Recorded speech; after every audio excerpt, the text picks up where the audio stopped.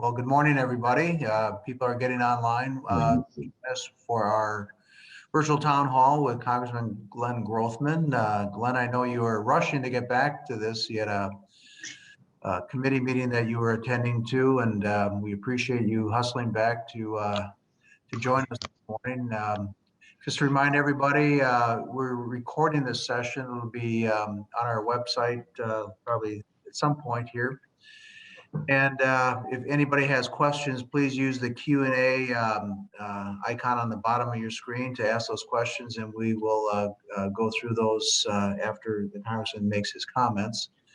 So with that, I'm going to throw it over to Congressman Glenn Grothman. Glenn, first of all, I'd like to congratulate you on your reelection. That's great. We're very happy about that. You've been a great supporter of the business community and been a great representative. I know you work hard. I see you all the time. Saturdays, Sundays, during the week, you're out working your district. So that's you're probably the hardest working congressman I think we have in the House. So we appreciate that. You've been, like I said before, you've been a very great supporter of the business agenda that we've had in the U.S. Chamber and others. So with that, I'm going to throw it over to you, Glenn. Take it from there. Okay, well, I'm glad to be on here. Like you said, I had a little thing that ran over before this. We had a hearing this morning with the Sackler family, which is the owner of Purdue Pharmaceuticals.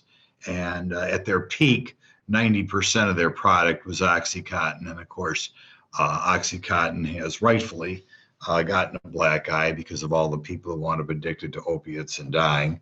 And they made over $10 billion selling it. And I don't think there's enough contrition there, but we had a hearing with that. And we also had a meeting this morning with all the Republicans in the House. And we were talking about what we're going to do in the next package. There are two bills that I suppose they don't have to be passed, but really I think are going to be passed sometime in the next week. One of those bills is the general spending bill for the country that is normally passed around this time every year. It really is for the government spending beginning on October 1st, but every time since I've been here, we didn't get around to passing it around Christmas. That's up there. The other one that's received more attention is the new bill with regarding coronavirus. I think something is going to be done in the near future. The good thing for the business community is they're going to open up more applications for PPP. The money had already been appropriated in the past, but we weren't allowed to give out any more money for these dischargeable loans. I know there are a lot of businesses still suffering because of that, and I am confident we're going to get something done in the next couple of weeks. We're also getting some more money out there for testing because as long as the coronavirus is a problem, it's important that people find out as soon as possible if they have something. There was another thing added in the last couple of days. Don't like to disagree with President Trump, but they're talking about giving everybody another $600. That's just pure borrowing from the future. We've already appropriated over $3 trillion. The Federal Reserve has put a lot more money than that in the system. So as far as keeping the dollar, the world's reserve currency, I begin to worry a little bit. When you read these articles about the money supply, it just keeps going up. While I am very sensitive to the people who have harmed by the coronavirus, I'm also cognizant of the fact that many people haven't been harmed, and just printing up $600 across the board is, I think, completely irresponsible. So we're going to have to look and see what the final package is. We have not seen even a summary of both packages yet. Right now, they say the government is going to close tomorrow unless something is done. I voted to extend the time to negotiate another week last week because I don't believe we should be shutting down the government.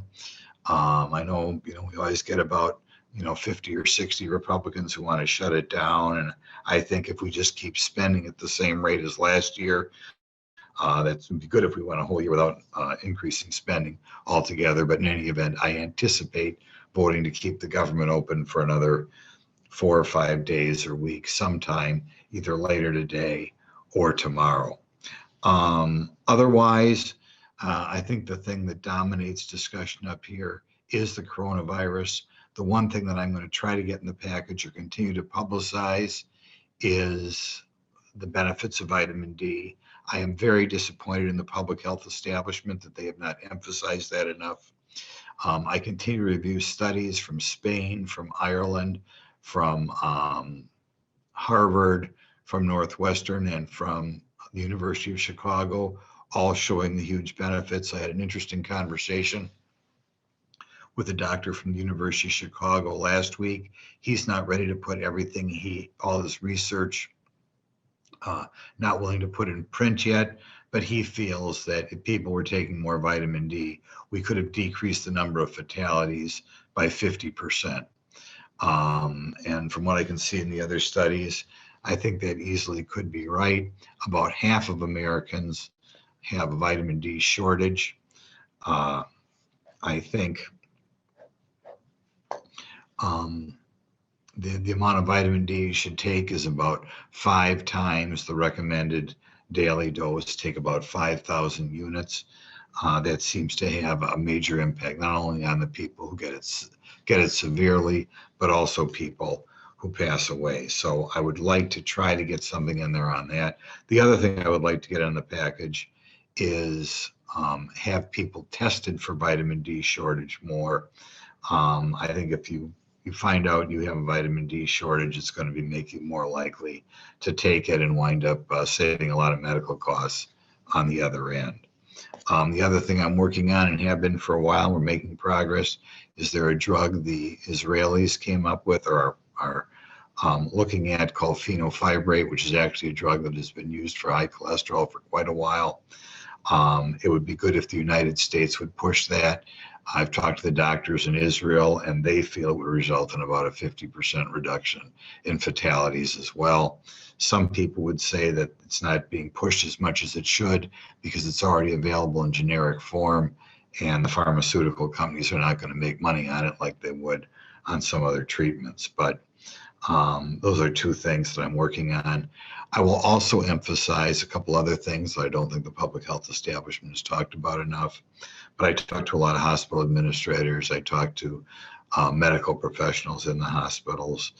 I believe it'd be a good time to lose weight. I should probably lose 20 pounds. But I hear all sorts of anecdotal evidence of people getting it the worst are the people who are overweight. And I'll also point out that if you're home over the holidays, another thing they aren't talking about enough, but when I talk to the professionals, they agree is that it's good to have a lot of air circulating. So if you have a lot of people in a room, it's good if the temperature allows it to leave the windows open. You'll notice behind me, if you see me, my window is open here in Washington.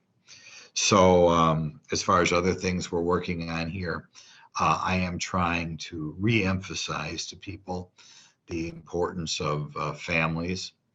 Right now, there are many government programs. It was recently brought to my attention that Pell Grants is one of these programs, but programs that discourage marriage. And I think old-fashioned family, well, not every family is that way, is sometimes preferable. And right now, the government is almost weighing in against it. It was also brought home to me when during the election, Black Lives Matter on their website said that they don't like the old-fashioned nuclear family. I suppose it sounds like almost a politician trying to say nothing of significance if I'm saying I'm for the old-fashioned family.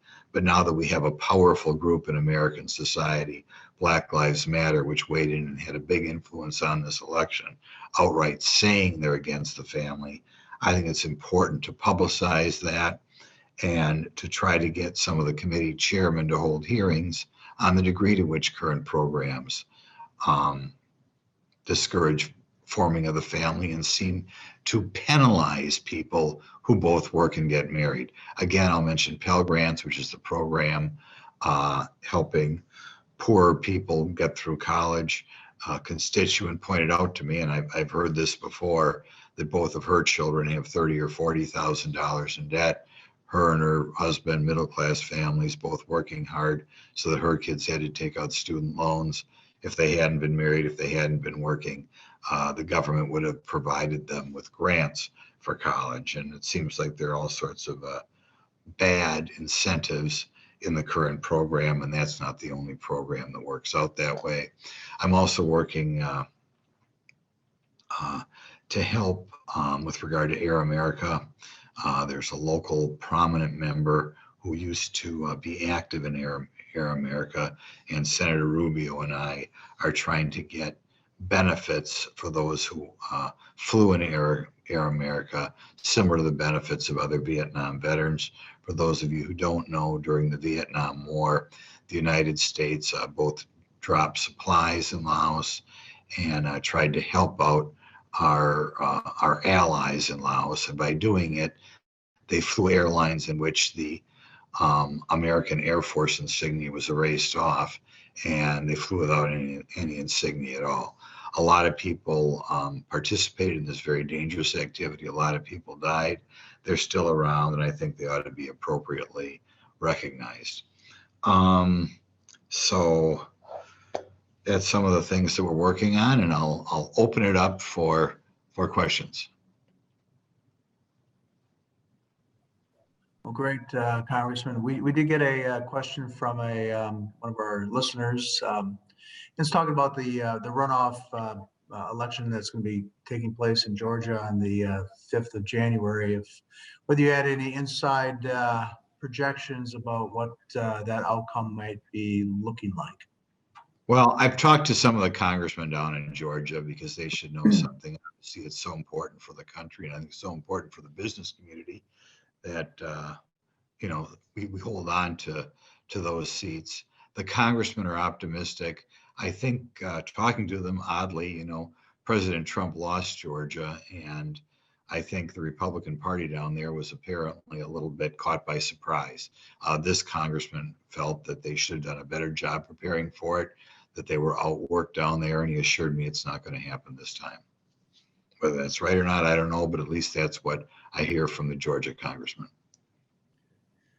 Sticking on the election, I mean, we just, a lot of, discussion about irregularities, fraud, and, all sorts of other things. And really the past, 4 years, we've all kind of had to go through this ongoing investigation relating to Russian involvement and accepting the results of the 2016 presidential election. But, in the last, couple of weeks, we're all supposed to accept the results. It's just kind of odd, that we've been hammered on for four years on one issue, and now in a matter of a couple of weeks, it's like the media specifically are saying there's nothing there, there's nothing to look at. So I mean, what can we do as a country to ensure that there's integrity in our election results, that those election processes are secure, state to state? Okay. Well, many years ago when I was in the state legislature, I was the one guy who fought against opening up absentee voting for everybody. And I lost that fight in part because a lot of Republicans didn't see it as a big deal. I think when you have a lot of ballots going out, you don't know who's filling them out. You don't know if they're being influenced by somebody who's filling them out. You have the possibility for cheating. I think it is important that people look into this. And at least I'm told by congressmen in Texas that certain Democrat cities were sending out absentee ballots to everyone, regardless of whether or not they requested it. I believe to a degree that happened in Georgia as well. I talked to a congressman down there whose parents got absentee ballots. He claims got absentee ballots from the people they bought their house from over 20 years ago. So that's at least two states in which the idea of the government was we're just going to send a lot of absentee ballots out there and it may benefit one candidate more than the other. But obviously there's a reason why historically we vote in person, and so nobody else knows how we vote. And I think it would be naive not to think that at a minimum, a lot of these ballots, somebody was looking over somebody's shoulder to make sure they were filled out a way a certain person wanted. And it's possible ballots were being filled out. I'm sure ballots were being filled out by people who were were not the person whose name was on the ballot. And it's going to be difficult to change that in the next 2 years federally because, of course, it is apparent Joe Biden is going to be sworn in as president. And on a state level, I'm not sure Tony Evers would want to change that either. But I think we've got to educate the public so that if we're ever in a position to, we go back to where we should be on the absentee ballots. You hear all sorts of things about Dominion. I do not know anything special that hasn't appeared in the paper on that. One other thing I did want to bring up that's going to be a big impact. As you know, I've been down at the border several times, and I continue to talk to people in the Border Patrol. Right now, there are houses south of the border that are filling up with people who are waiting to come across the border when Joe Biden is sworn in. I continue to believe the biggest impact of a Biden presidency is that we have gone in the past from maybe 100,000 people crossing the border we didn't necessarily, or being let in this country we didn't necessarily want, to maybe 10,000 a month. I am afraid that's going to bounce back up to 100,000 a month with disastrous consequences for the country. But I think as more people come across the border, it's important we publicize it right away and make it clear to the administration that we do not want 100 or maybe 200,000 people a month streaming across the border, which is what you're going to get when you have a president who's promising free medical care, when you have a president who is saying he's not going to deport people. That's just what's going to happen. Going to the current, I guess the compromise COVID bill that's under consideration. Two big stumbling points, negotiation points, have been aid back to states and municipalities, and also the issue of liability protection for businesses. A lot of these states have mismanaged their funds, through bloated pensions, union contracts, other things, and now, every state's going to be potentially asked to be, helping bail these states out, whether it's Chicago or Illinois, New York, California, that sort of thing. What's your thought about these bailouts as being part of that stimulus package? I think right now there are two provisions that were taken out, one that we'd like and one the Democrats would like. You are right. I hope people who voted for Vice President Biden, I hope they realize that they were voting for somebody who would like to take money from the responsible states like Wisconsin and give it to states like New York and Illinois that have not funded their pension. Right now, that is not in the provision, but the provision to keep businesses exempt from liability was also taken out. Those two provisions were taken out at the same time. And I think that's where we're going to wind up. I will say, and I'd like to thank Mitch McConnell for holding out here. There was a time where people expect this package was going to be a $3 trillion package. I think now it's going to be under $1 trillion. And of that under $1 trillion, about half of that money is money that had already been set aside to be spent somewhere else on the COVID. So we've gone from, I think, spending, or what the Democrats had asked for, about $3 trillion to maybe $500 billion. And like I said, I think that's even too much, because I think part of that $500 billion is going to be these $500 checks, which I got so much blowback from people who got $1,200 checks last time and didn't need it. Why we go down that path again, I don't know, but there are a couple of powerful senators who want to. And like them as we do, I think President Trump wants to write more checks too. Well, there was an article in the Wall Street Journal this morning that talked about President-elect Biden discussed the next round of stimulus after, assuming this one will move forward before Congress leaves Washington. And he's already talking about a next round. I mean, what's it's just almost beyond belief. There's not going to be a lot for state and local governments in this one. There is going to be something for schools. But the complete irresponsibility of this place with regard to spending is just out of control. Like I said, I just got off the phone with other Republicans negotiating our position, and just far too even Republicans understand that we just can't keep spending money.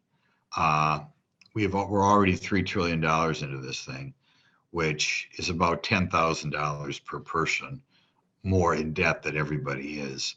And that's in addition to about $3,000 per person we go into debt anyway, just on our regular budget, and in addition to what the Federal Reserve does on its own. So when you hear President Biden asked to spend more, I think that's another reason why it's so important that we hold those seats in Georgia, because right now, the number of people in this building who are supposedly smart, who they just have their foot on the gas on government spending is just amazing. It looks like they've settled about $300 additional for unemployment. That's before we had $600 a week, this will be $300 a week, which is, you add the $300 plus the normal $350 you're getting.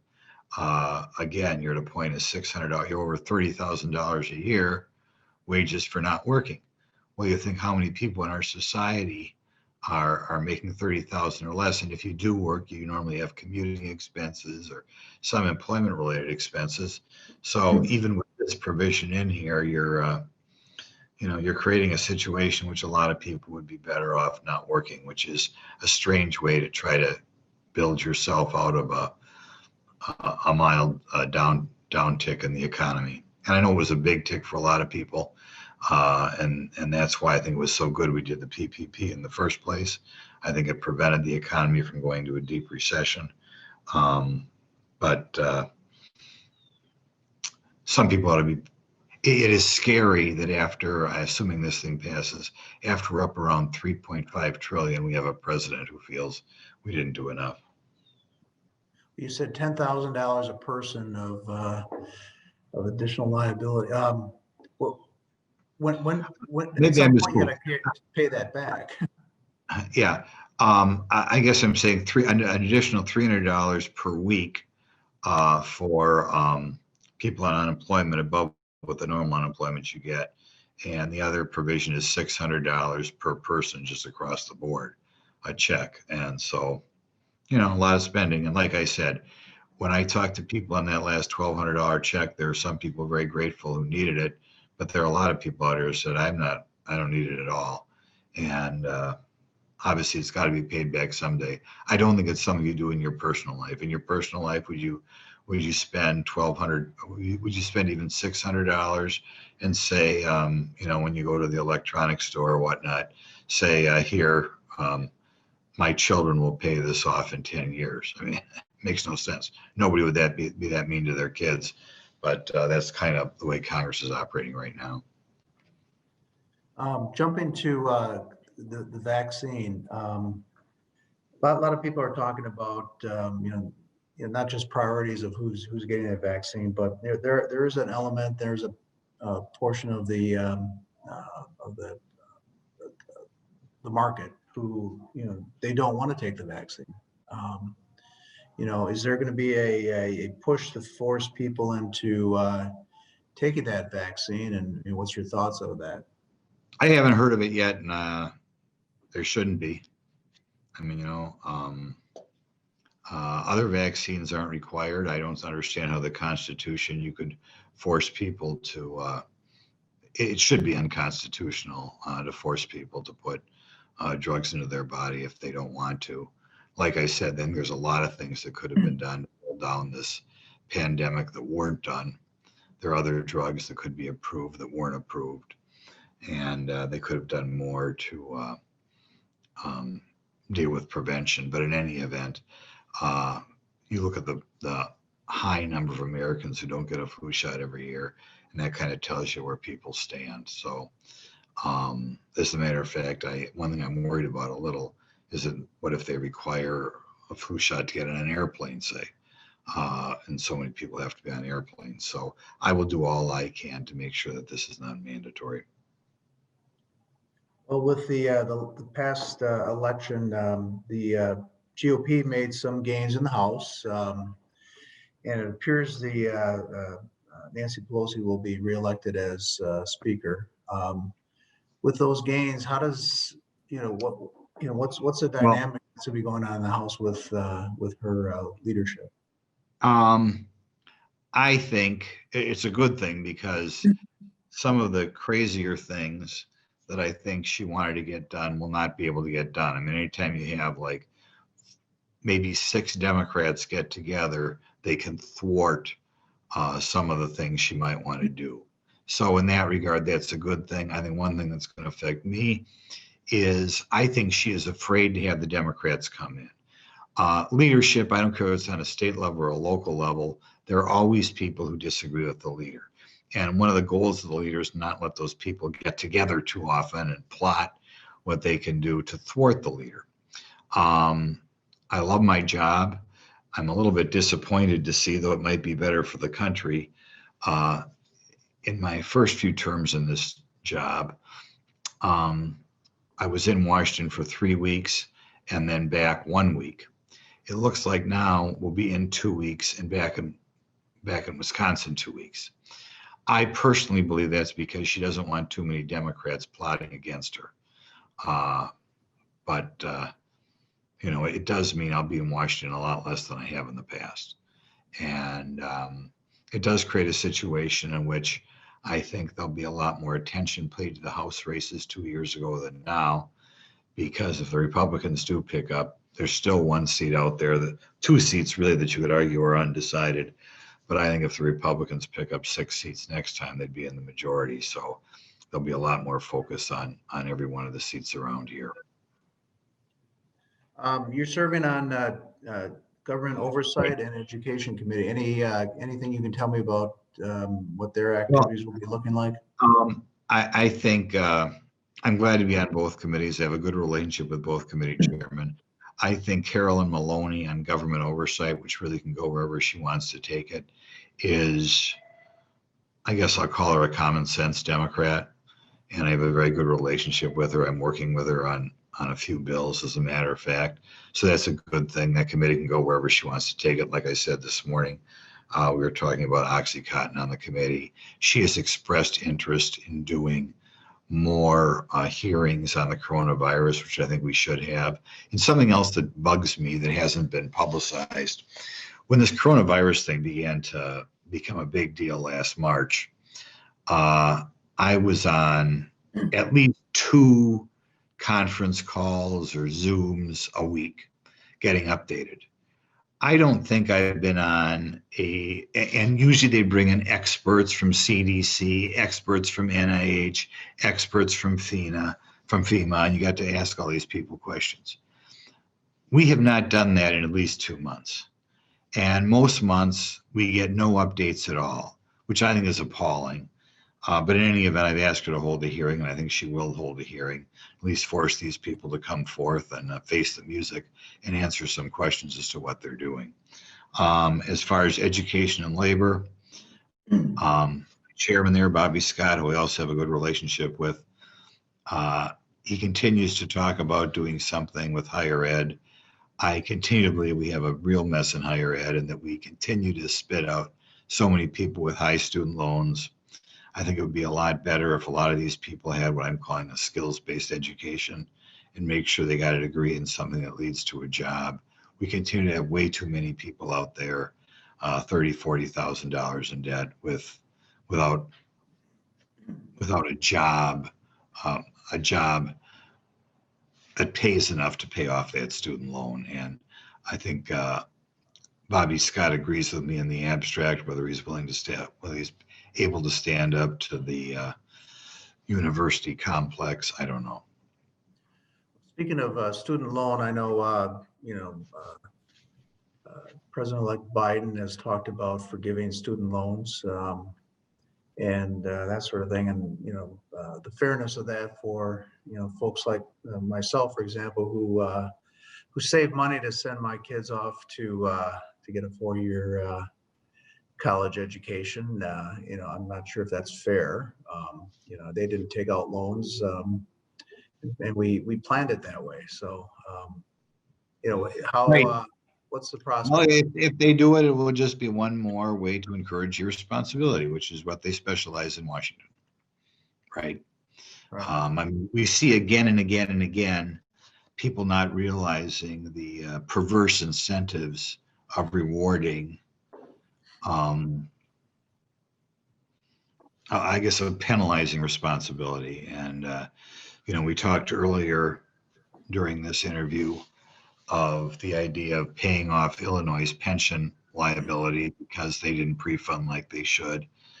And I think that is one problem with widespread forgiveness of loans. You're putting people who worked maybe 3 jobs where they were in college or saved money up in the same position as people who maxed out on the amount of loans they could take out.